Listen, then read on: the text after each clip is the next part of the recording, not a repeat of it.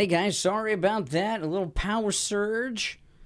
And I lost my connection with the power surge, so I apologize, but we're back now. Oh my goodness. Just, phew. I saw it come. I saw the power surge happen, and I'm like, what is going on here? So it happens. But you know what? We're back now, and thanks for rejoining me. It's greatly appreciated. Thank you very much, guys. Well, just wanted to make sure we were good to go. All right. Oh, boy. It happens. It happens, people. It happens. Yeah. I'm glad I'm back, too, Laura. I'm glad I'm back, too. But, yeah, I wanted to play something here for you, which is some of the most frightening video that I have ever seen in my days of a president of the United States. I mean, this will really just scare the daylights out of you. If you've not already seen this, America. Watch this. God bless you all. Now, here's Biden. He's on this stage. This is the Patton flag, right? George C. Scott, right? And then he gives this speech, and then he's going to go and to shake hands with someone, but there's no one there. He is on stage alone. America. God bless you all.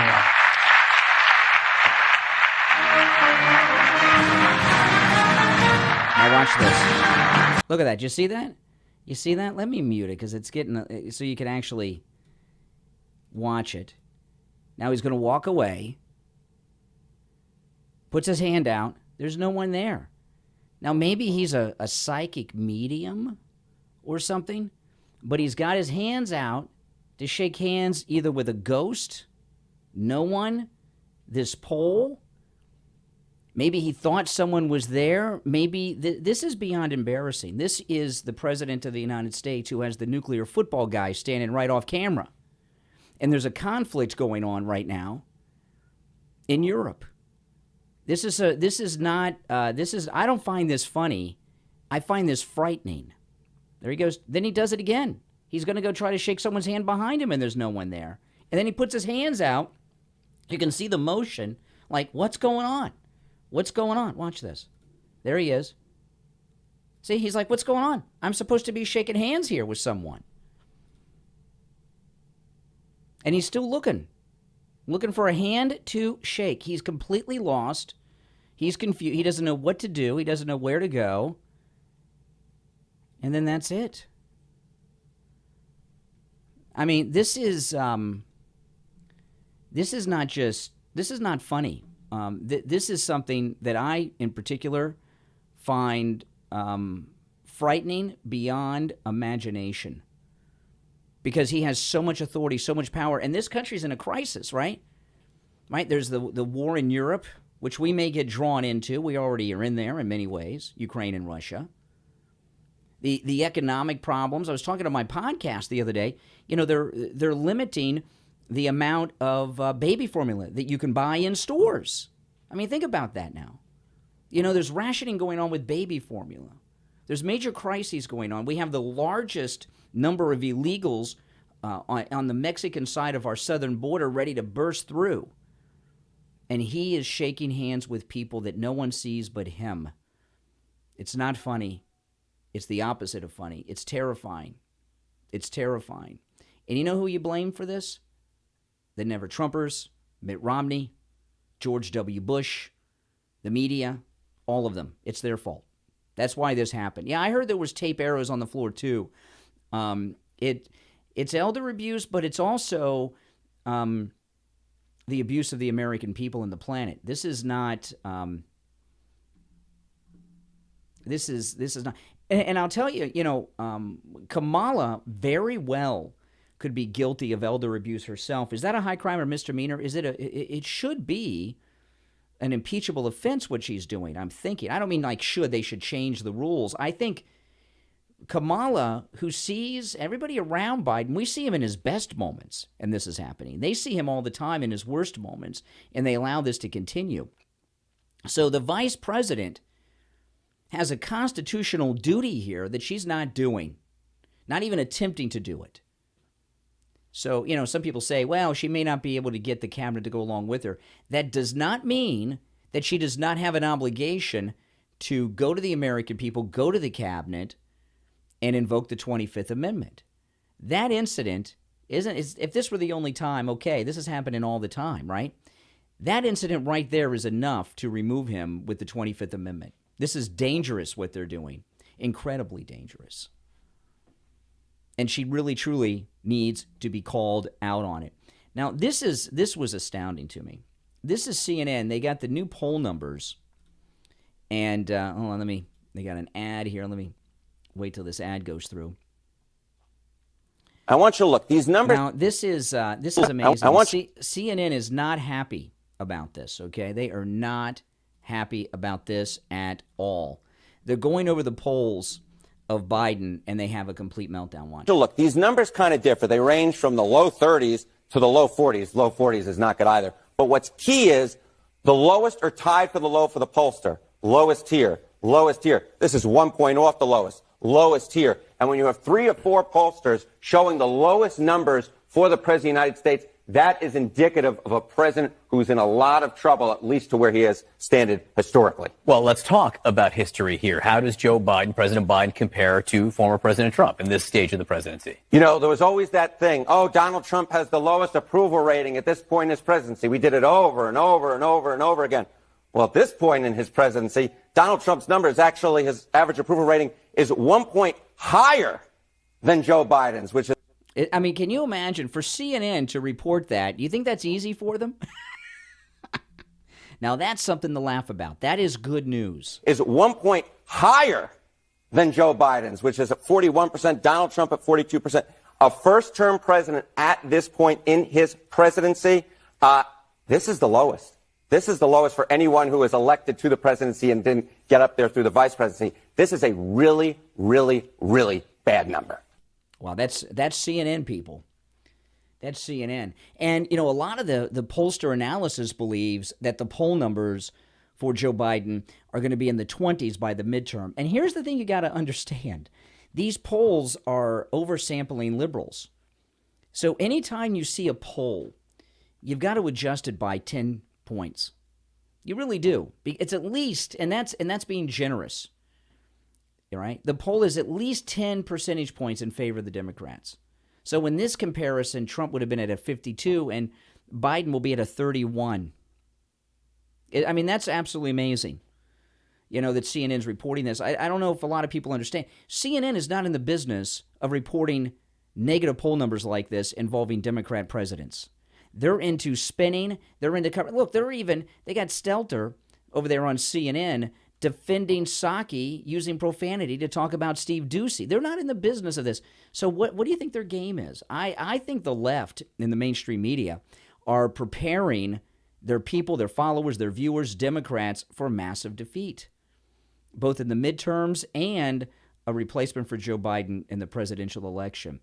And there's been 2 other instances where presidents did not run for re-election in the modern era, but they didn't come into the presidency naturally, right? Truman became president, ran, and got a term, right, of his own. He could have run again, and he didn't because he was very unpopular, Truman, very unpopular. And then Johnson, right, he became president with the passing of President Kennedy. He had his own term and didn't run the second time because he knew he was going to lose.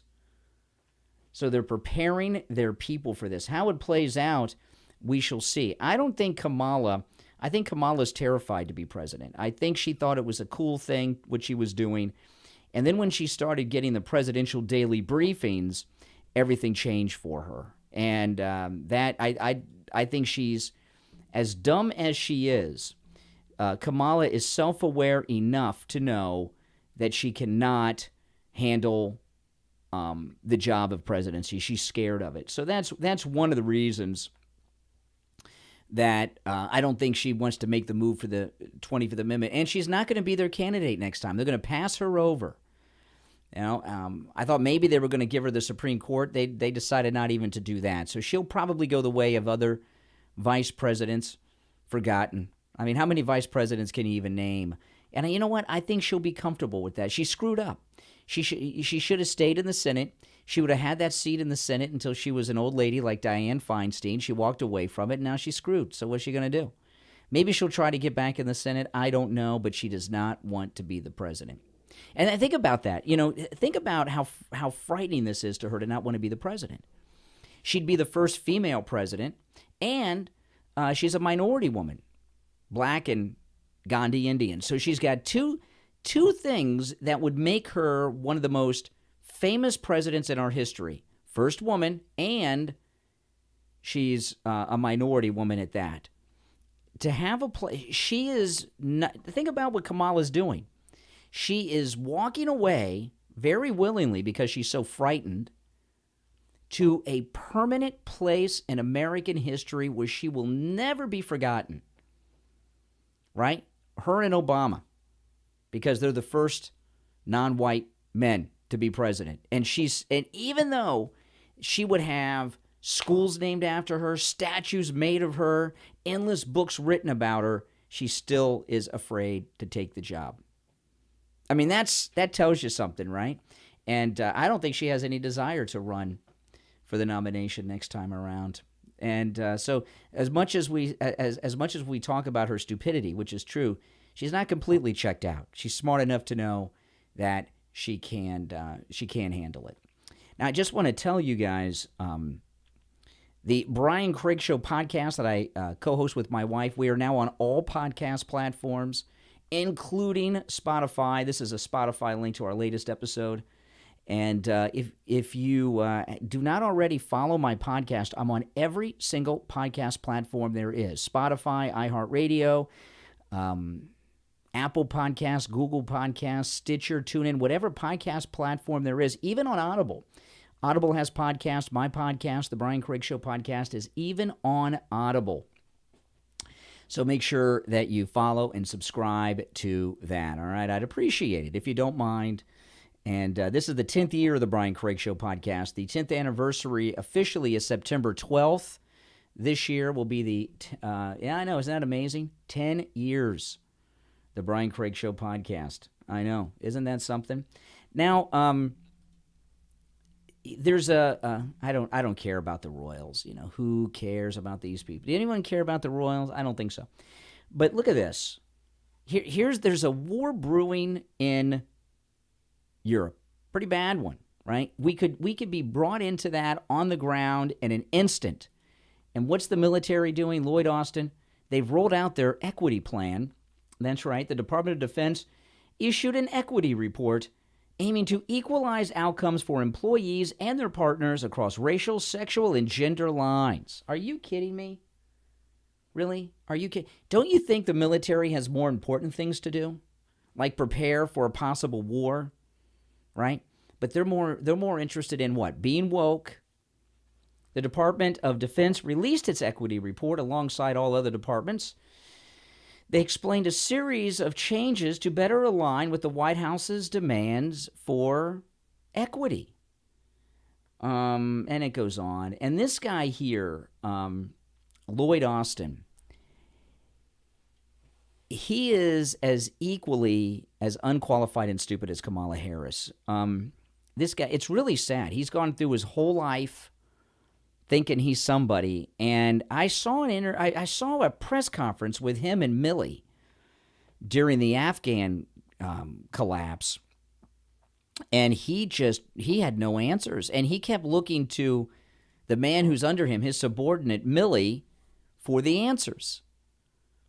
I saw this happen several times in multiple press conferences with Lloyd Austin. And I saw him on an interview once. He said he was out of uniform, went to a restaurant with his men. None of them were in uniform, and they thought, he said they were racist there at this restaurant. They didn't think I was the general. They thought this other guy was. If you've seen this guy, he is not very general-like, right? He does not have a commanding presence. He's checked out. He's gotten through life, his entire career, through affirmative action and these equity things. That's why he's so obsessed with all of this equity business at the Pentagon, because that is how he got to where he is.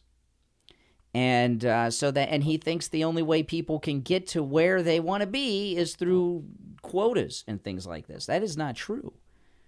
That's not true. He had to use quotas and affirmative action, whatever other programs they have, because he has the mind of a chipmunk. He's an idiot. He's unqualified.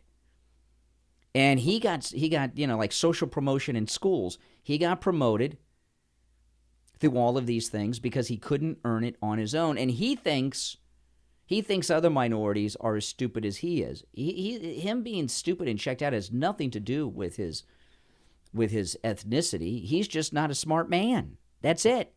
That's it. No, not everyone's as dumb as you are, Lloyd Austin.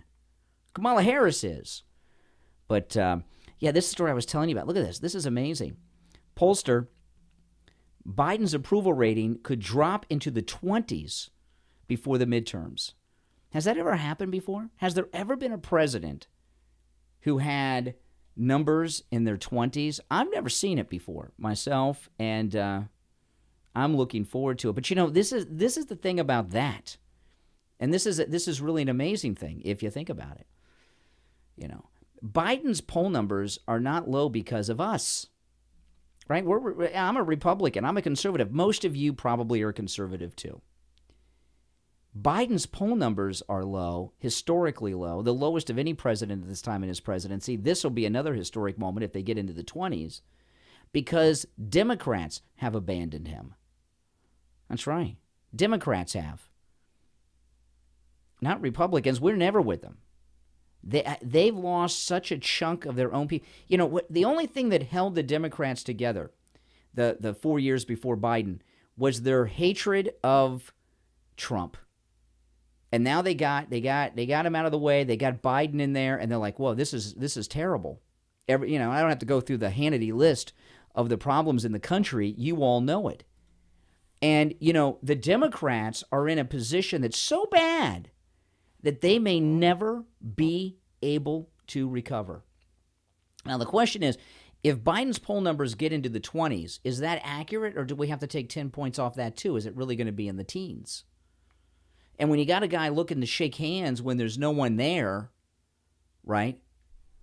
He's not even aware of how unpopular he is. He really, truly is not. Now, today from 11 to 12, those of you that are in South Florida, you can come and meet me this morning, 11 a.m., and Steve Kane at AJ's Natural Wellness Shop at the Festival Marketplace in Pompano. Steve Kane and I will be there from 11 till noon. If you're in South Florida, join us. And the festival is very easy to find. I think everyone knows the festival here in South Florida. It used to be the Festival Flea Market just immediately east of the Florida Turnpike on the south side of Sample Road. And what's happening, it's really a sad thing, the Festival Flea Market is being torn down. It's being torn down. And AJ's Natural Wellness Shop, at the end of this month, they're going to be gone. They're moving out. And so we're going to be there today to kind of say goodbye to the Festival Flea Market, and it's really a terrible thing. And all of the vitamin products at AJ's Natural Wellness Shop today are 50% off while we're there. So if you're here in South Florida, come join me and Steve Kane, 11 a.m. this morning till 12 at AJ's Natural Wellness Shop. And also, I saw Rome, Wisconsin is in the chat. Rome, Wisconsin sent me a birthday card. Also sent my family an Easter card. So thank you very much, Rome, Wisconsin. And my birthday is this week, April 20th. So thank you for the birthday card. I appreciate it. This is actually, Rome, Wisconsin, this is the first birthday card I have gotten this year. So this is for this birthday. This is so far, this is the only birthday card I've gotten so far. But it's not my birthday yet. Can I make a podcast of today's event? I may vlog it. I shall see. I might vlog the event today and then put a video up on YouTube. But you should come if you can. I know Dee's up in Tampa. It's only like a 5.5-hour drive. But I will probably, I'll probably make a YouTube video, Now, this is an interesting thing that is still developing.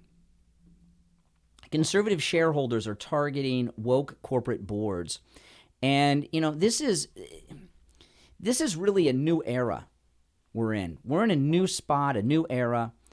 And I know I'm going to be 51 years old this week. And I haven't been feeling too good the last couple of days. I don't know. Is it because I'm turning 51? 51, I didn't mind it last year, but 51's a big one for me. It really is. It really is. You know, this is really amazing what's going on here. This is something I've never heard before. Conservative shareholders target woke corporate boards. You know, I've always thought that the conservative viewpoint is the majority viewpoint throughout the entire country. You know, most people that are liberal really are conservative if you talk to them. They think they're liberal, they think they're Democrat, but they don't know what the Democrats are about. They don't know what the Republicans are about, and they're not really liberals. They're truly conservatives if you get down to it. And this is something I've never seen before with activism. Shareholders, you know, and this is not just Disney they're doing this with. It's other companies they're talking about. And we very well may see a lot of conservatives own Twitter stock. We may see some of that. But conservatives have tremendous amounts of activist power these days. And, you know, that's one of the reasons. There's many reasons why the establishment are trying to stop Elon Musk from taking over Twitter. But since the internet took off, social media in particular, you know, social media started taking off, you know, about the time Obama came on the scene. But social media, it started with Facebook and now it's the Twitter and everything else. Social media has allowed conservatives to organize and become activists, which conservatives never were before. Because conservative-minded people are busy working, having families. You know, liberals have always been like these wackadoodles you see on libs of TikTok. And the internet has allowed us to become organized, grassroots activists. And that's what they call hate speech, right? Because they can't handle it. The left have not, it's been 12 years now since this happened. It really started with the Obamacare debate. The left have never been able to combat, since 2010 when this all started, conservative grassroots activism. They just can't stand it. I mean, think about it. Social media not only gave us President Trump, it's given us Ron DeSantis, it's given us Marjorie Taylor Greene, and all the rest. You know who they all are. And they can't handle it.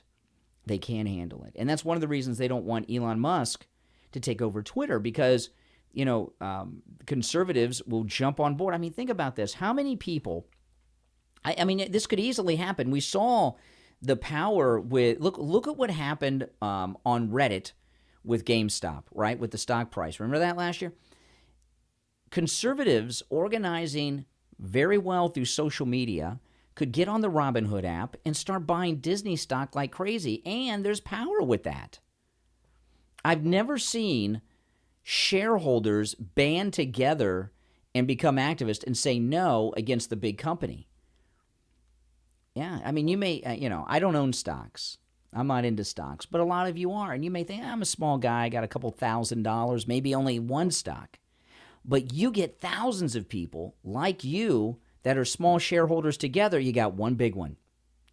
And there's juice and power with that. And you know, since Trump has come down the escalator, you've seen conservatives band together and become activists like we've never seen. And this conservative shareholder group targeting woke corporate boards, you know, the reason corporate boards are so liberal is because the left have been active as activists for decades, and they not just get liberals on these boards, they pressure the boards. They call them racist, homophobe, whatever the, you know, the thing of the day that gets their agenda done, and they just cave because they're afraid of the protest, the negative publicity. And now you see conservatives for the first time doing this in very unusual ways. And that's why we're going to win. This thing with Disney, we're going to win this. Disney is being, there's activists, right, in California and here, regular activists. You've got the state government of Florida after them. There's movement in Congress by Republicans against Disney. This thing with Disney, conservatives are going to win this issue with Disney. And once that happens, it's going to be that domino theory. It's going to be the next woke company, right? Twitter, Disney. You know, and it's going to be a major, major transformation in American society. And it's going to be pretty awesome. And we're all going to be there to enjoy it, right? Oh, man. This is really a great time. See what Donald Trump has done? This is what Donald Trump has done. And they can't handle it. But you know what? We can. Now, listen, I got to take off because I got some things to do. And later this morning, 11 a.m. till noon, come meet me and Steve Kane at the Festival Marketplace will be at AJ's Natural Wellness Shop at the festival.